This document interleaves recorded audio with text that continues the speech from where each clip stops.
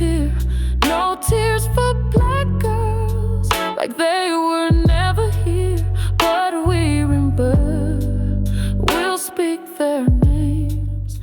A 21-year-old student was found hanging from a tree in Cleveland, Mississippi. It's at a university called Delta State University in Cleveland. They found him early in the morning, about 7 o'clock, hanging from a tree. They're saying at this point there's no foul play, but folks are calling for investigations. And I think they need to get to the bottom. This guy's name is Demartravion Trey Reed. He's from Grenada, Mississippi. Everyone they spoke to said he was a great guy. He lit up a room. And so why was he hanging from a tree? What happened? That's what we need to know, whether it's foul play or not. Forget all the Charlie Kirk situation right now. Let's go down to Mississippi. The name Trayvon Reed needs to ring all over the United States right now. 1, that is my cousin. 2, this is the second incident that has occurred within the last 5 years at this campus. Delta State University has had a run-in with me and their policemen. They tried to lock me up for no reason, and it didn't succeed in their favor. I went on a 9-month probation, and that's it. This year, just today, it was reported that my cousin was found hanging from a tree, and they trying to rule it as a suicide. Now, I just got off the phone with one of my cousins. She said she seen the reports, and it said that he was beaten and bruised. Both his arms was broken, and he had a broken leg. I'm gonna let y'all do the math. Now, this school has history for being racist. Even going all the way back to the 1980 situation that happened with the sit-in. I love to refer to that situation because that was one of the significant situations that happened with one of the black revolts that happened at the school. But still, I'm trying to be composed in this video, and I'm trying to keep it all together. But it's a lot of shit that happens on that campus that don't nobody do shit about. It was incidents before my incidents. My big incident happened and that I reported that nobody did nothing about. Somebody tried to report me for a hate crime, and they was the one being homophobic, transphobic, and being racist. And they was trying to lock me up until I had multiple people come out and speak against him. There was an incident that I reported that it was a group of white students in a white truck while I was a freshman. They yelled at me and my friends and called us a bunch of monkeys. Please do a deep dive on this. Please, please, please, please do your research on this. Do not let them sweep nothing else under the rug. Enough is enough. It is 2025 and bullshit after bullshit after bullshit is still getting fed to us. Enough is enough. We gotta wrap it up. The morning mist clung to the Delta State University campus like a shroud, thick and suffocating in the September heat. At 7:05 a.m. on Monday, September 15th, 2025, the silence was shattered by a discovery that would echo through the corridors of justice for months to come. A faculty member, making their routine walk across the central campus near the pickleball courts, found what would become one of Mississippi's most controversial deaths in decades. Hanging from an ancient oak tree, in full view of anyone passing through the heart of the university, was the lifeless body of Demartravion Trey Reed, 21 years old, black. A first-year student who had been on campus for barely a month. His body swayed gently in the morning breeze, a grotesque pendulum marking time in a state where such scenes carried the weight of centuries of racial terror.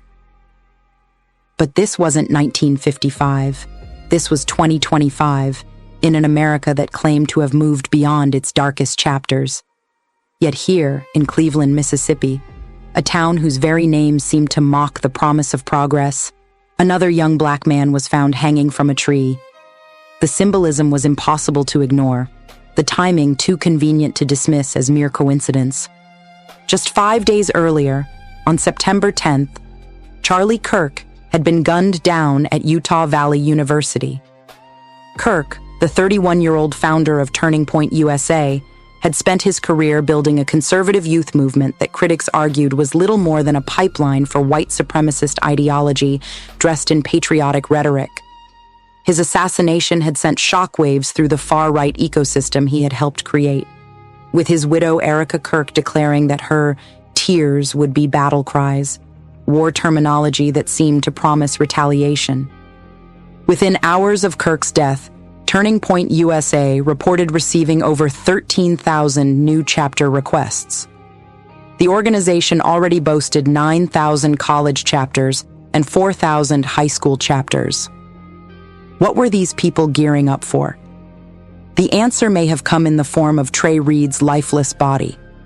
The family's last conversation with Trey painted a picture of a young man excited about his future.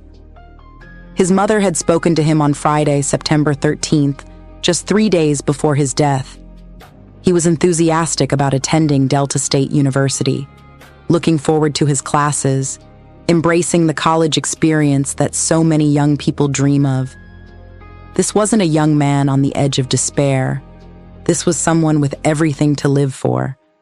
Yet by Monday morning, he was dead, hanging from a tree in the most public part of campus, where every student walking to class would see him.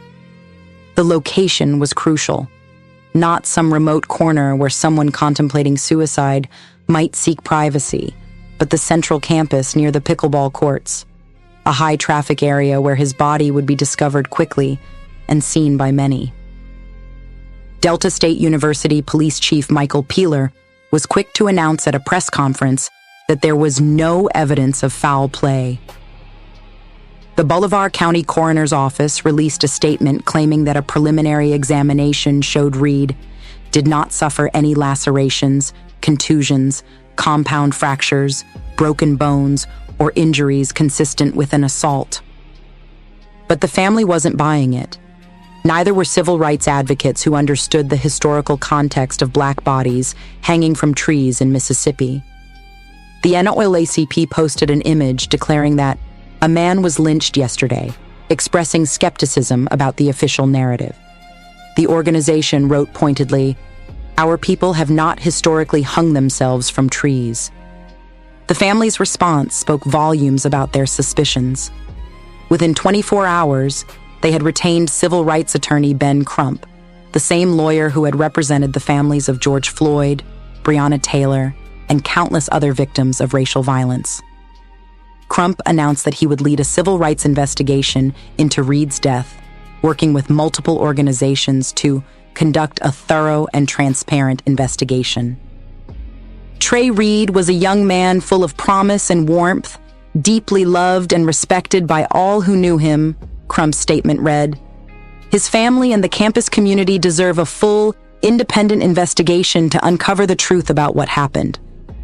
We cannot accept vague conclusions when so many questions remain. The family also demanded an independent autopsy, refusing to accept the coroner's preliminary findings.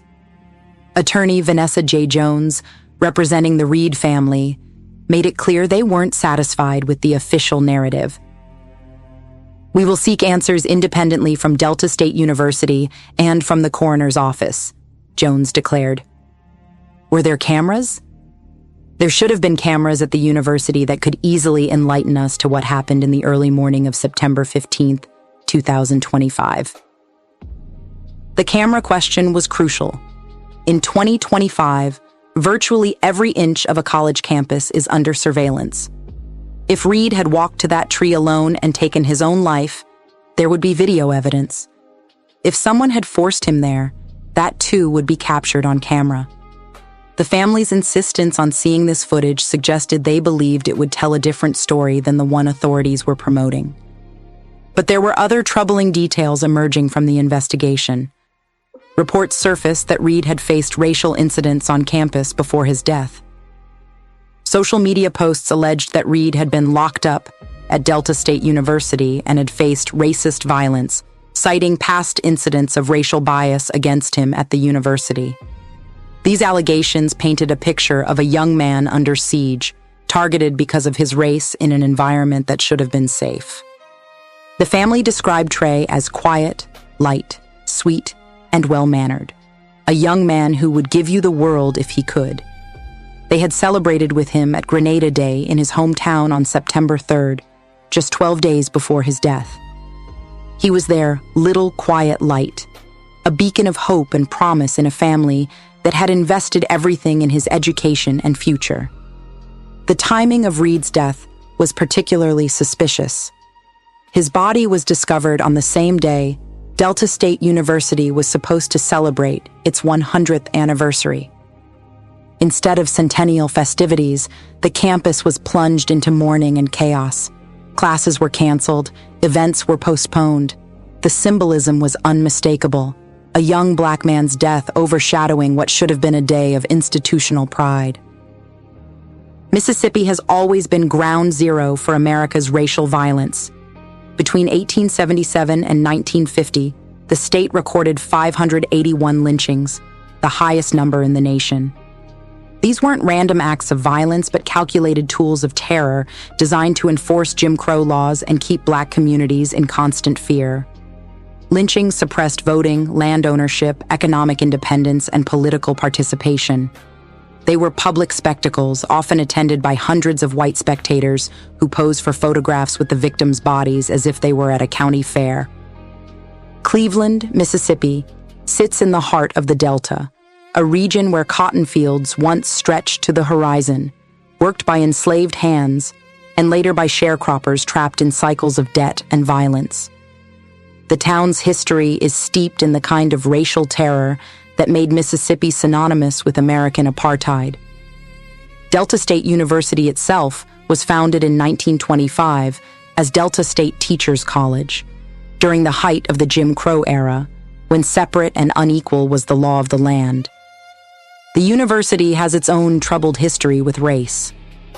In March 1969, black students staged protests demanding equal treatment and representation.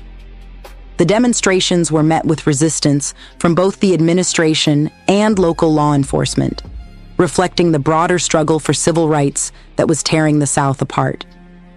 Even today, students and faculty report incidents of racial bias, creating an atmosphere where young black men like Trey Reed might feel isolated and vulnerable.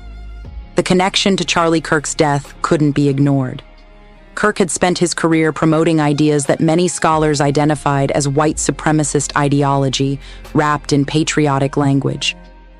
He had denied the existence of systemic racism, called white privilege a racist idea, and vilified critical race theory as dangerous indoctrination. His organization, Turning Point USA, had been flagged by the Anti-Defamation League as a vast platform for extremists and far-right conspiracy theorists. Kirk's movement had also courted figures openly tied to the far right. Political Research Associates documented cases where TPUSA chapters hosted or aligned with Nick Fuentes and his white nationalist followers. The repeated associations revealed how far Kirk was willing to go in pursuit of influence, creating a network of radicalized young people across American college campuses. Now Kirk was dead, killed by a 22-year-old gunman named Tyler Robinson at a Turning Point USA event. The motive remained unclear, but the impact was immediate. Far-right figures and elected officials called for vengeance. The rhetoric was inflammatory, designed to stoke anger and resentment among Kirk's followers. And then, just 5 days later, Trey Reed was found hanging from a tree in Mississippi.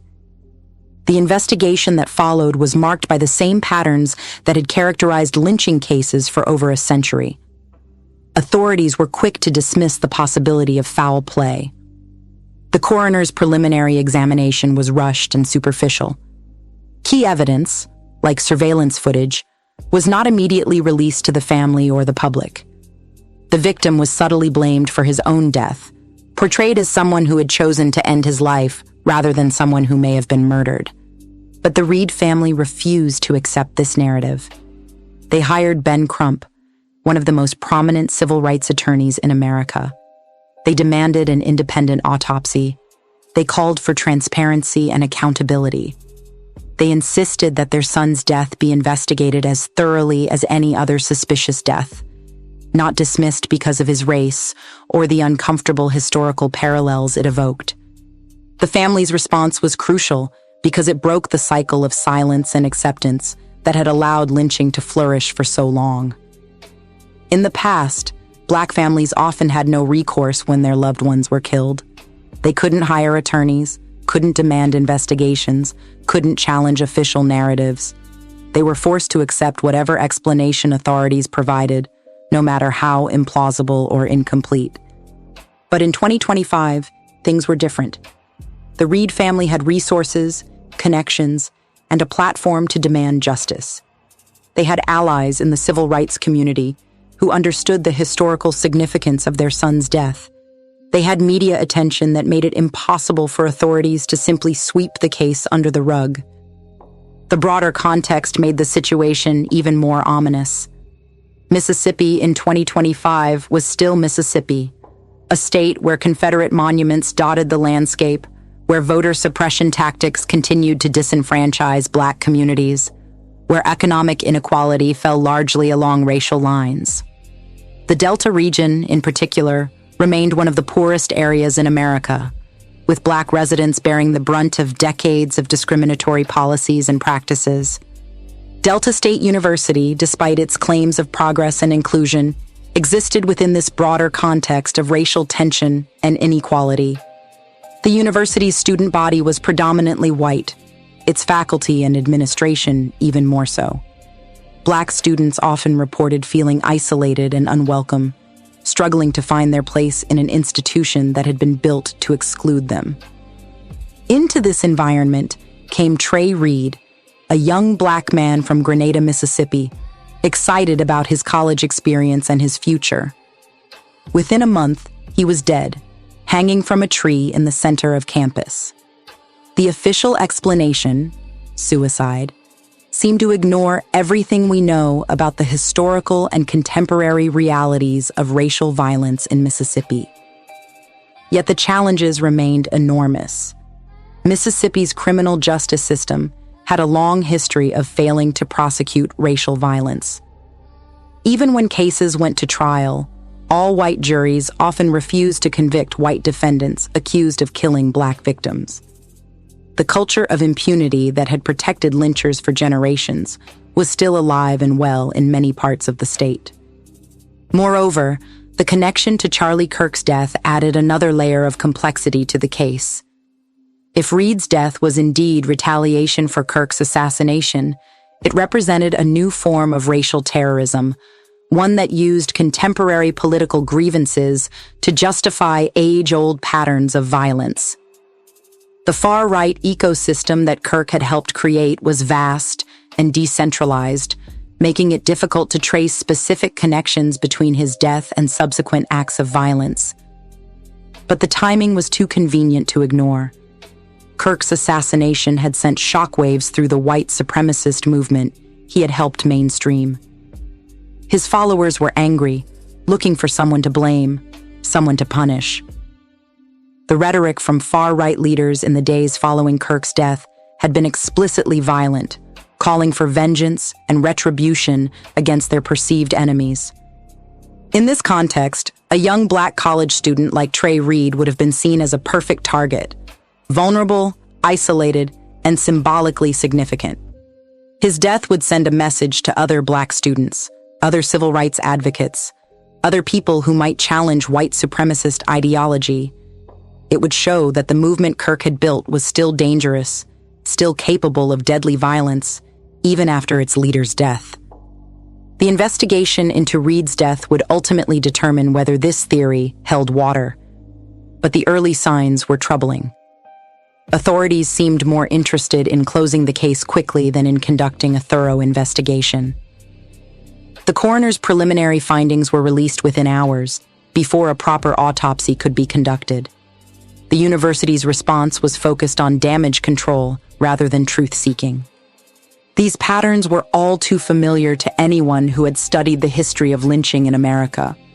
The rush to judgment, the dismissal of family concerns, the refusal to consider racial motives, the protection of institutional reputations over individual justice. It was as if nothing had changed since the 1950s, despite all the progress that had supposedly been made. But perhaps that was the point.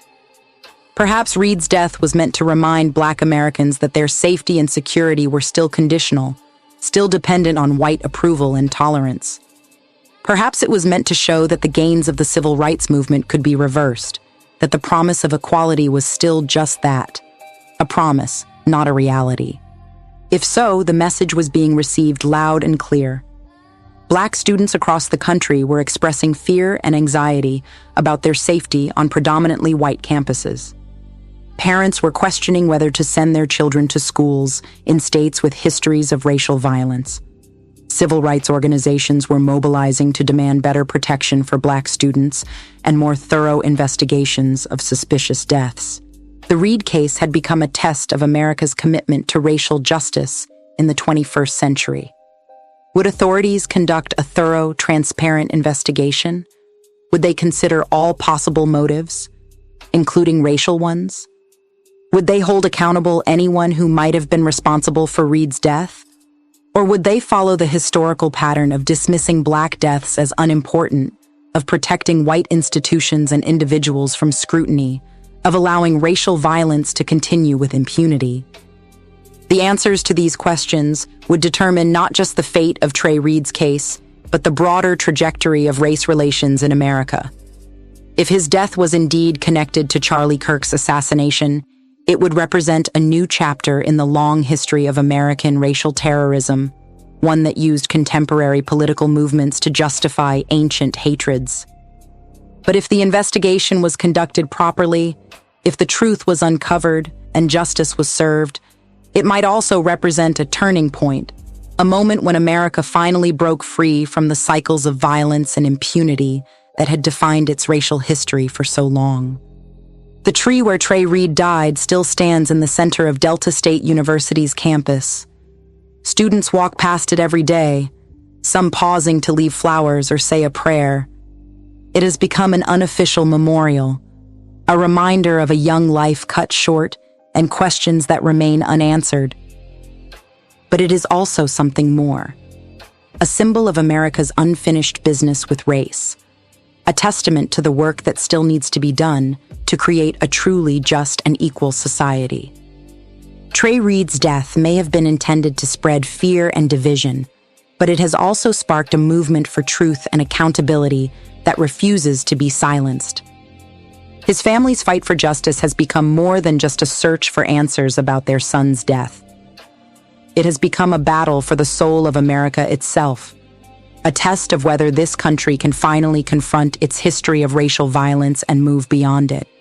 Their courage in demanding answers, in refusing to accept easy explanations, in insisting that Black lives matter as much as any others, represents the best of what America can be. The investigation continues. The questions remain. And somewhere in the shadows of American politics, the forces that may have killed Trey Reed are still at work, still spreading their poison through college campuses and online forums, still recruiting young people to their cause of hate. But they face something they haven't encountered before. A family that won't be silenced, a community that won't be intimidated, and a nation that is finally beginning to understand that the price of freedom is eternal vigilance against those who would use violence to maintain their power. Trey Reed's story is not over. His death may have silenced his voice, but it has amplified the voices of those who demand justice, who refuse to accept that young Black men should die simply for existing, for pursuing their dreams, for believing in the promise of America. In that sense, his legacy may be more powerful than his life, a catalyst for change, a call to action, a reminder that the fight for racial justice is far from finished. The tree where he died stands as a monument not just to his death, but to the ongoing struggle for equality and justice in America. The investigation continues. The truth awaits. And America watches to see whether it will finally live up to its highest ideals or continue to be haunted by the ghosts of its darkest chapters. Thank you for listening to this episode of No Tears for Black Girls. If you enjoyed today's story, Please show your support by hitting that like button, leaving a comment, or giving us a 5-star rating and review. It really helps us reach more listeners who need to hear these important stories. Coming up next, we have an exclusive track from our upcoming No Tears for Black Girls music compilation, Conspiracy by Fly Money. This song connects directly to the themes we've been exploring today. Until next time, remember to stay loved, stay blessed, and stay safe.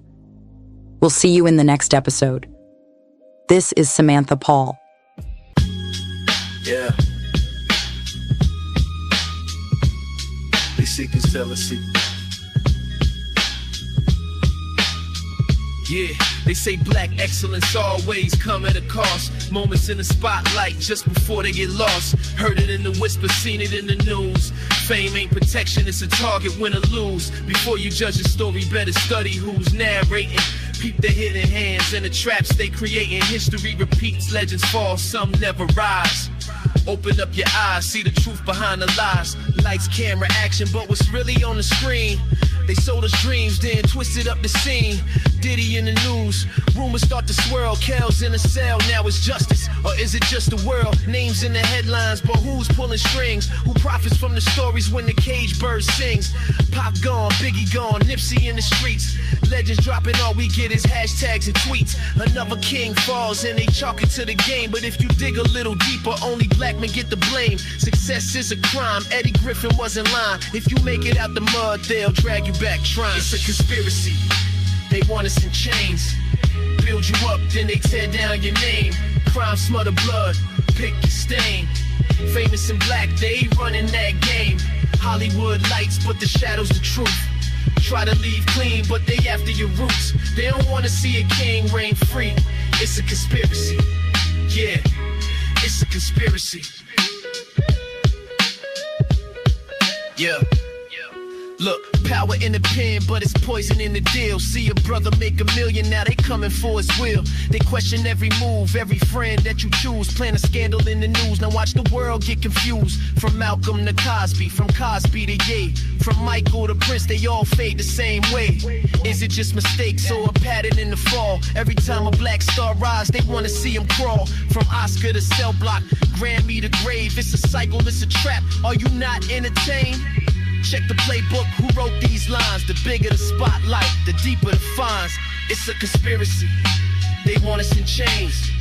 Build you up, then they tear down your name. Crime, smother blood, pick your stain. Famous and black, they running that game. Hollywood lights, but the shadow's the truth. Try to leave clean, but they after your roots. They don't wanna see a king reign free. It's a conspiracy, yeah, it's a conspiracy.